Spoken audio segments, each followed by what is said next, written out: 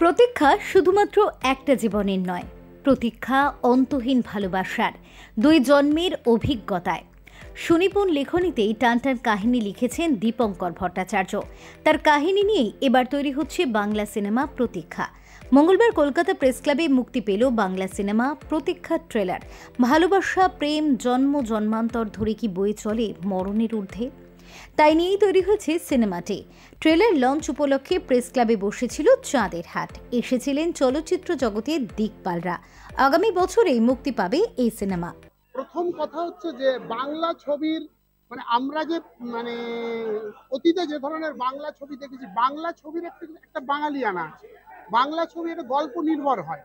বাংলা ছবি যদি দক্ষিণী ছবি বা অন্যান্য রাজ্যের ছবির অন্ধ অনুকরণে তৈরি হয়, আমার মনে হয় সেটা বাংলার একটা আলাদা সংস্কৃতি আছে, আলাদা কালচার আছে।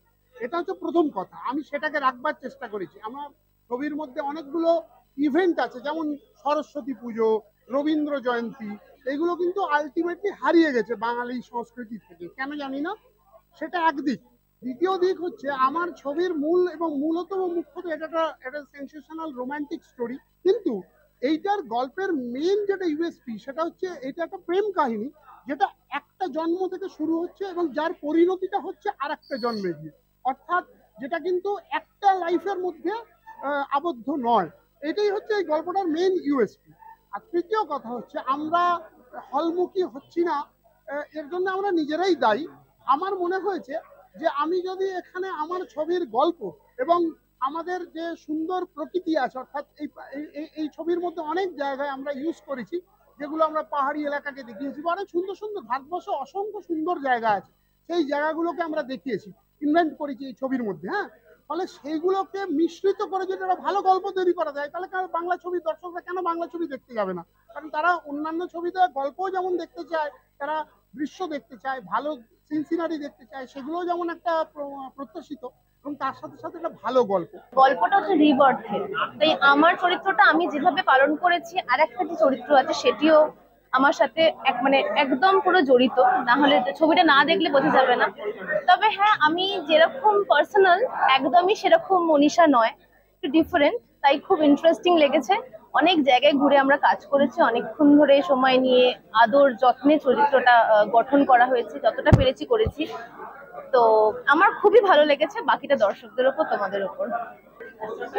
ছবিটা যে প্রতীক্ষা, যে ছবিটা ওটা বেসিক্যালি রিবার্থের উপর বেস করে ছবি।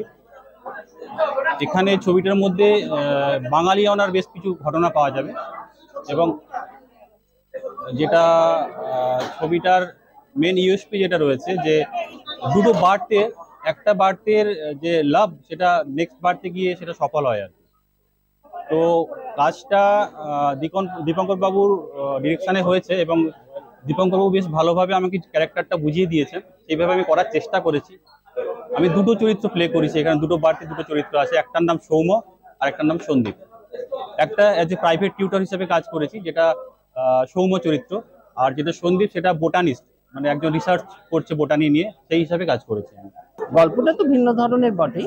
আর পুনর্জন্ম যেটা উল্লেখ করলেন আমাদের পরিচালক শ্রদ্ধেয় শ্রী দীপঙ্কর ভট্টাচার্য, দীপঙ্কর দার সঙ্গে এর আগে কাজ করেছি, কিন্তু আবার এই কাজটির মধ্যে দিয়ে ভালো লাগা ছিল, ভীষণ কিছু ভালো স্মৃতি জড়িয়ে ছিল। আর চরিত্রটার মধ্যে যতটুকু যা করা গেছে কিংবা করেছি, সেটা পরিচালকের ভাবনা থেকেই করা। তিনি যেমন ভাবে বলেছেন চেষ্টা করেছি। তবে অনেক স্বনামধন্য শিল্পী যেমন আছেন, পাশাপাশি আমাদের হিরো হিরোইন, তারাও ভীষণ স্বতঃস্ফূর্ত, তাদের অভিনয় ভীষণ ভালো, তাদের উপস্থিতিও খুব ভালো, দৃষ্টিনন্দন। আমার সঙ্গে এই যে তনিমা মুখটা এগিয়ে এসো। তনিমা, ও আমার সঙ্গে পাঠ করেছে, খুব ভালো একজন অভিনেত্রী, থিয়েটারের মেনলি, কিন্তু ওর সঙ্গে পাঠ করে আমার খুব ভালো লেগেছে। আর এই যে ইনি হচ্ছেন আমাদের পরিচালকের সহধর্মিনী। এই ছবিতে গান করেছেন শতাব্দী দেবী গান করেছেন, এবং এইভাবে আমরা সবাই মিলে একটা কাজ করেছি। কিন্তু তার একটা প্রতীক্ষা ছিল, যেহেতু ছবির নাম প্রতীক্ষা, সেই প্রতীক্ষার অবসান ঘটে অবশেষে মুক্তি। ঈশ্বরের কাছে প্রার্থনা যেন সেই প্রতীক্ষা একটু ভালোবাসার হয়, একটু সাফল্যের হয়। Bureau report, channel 10।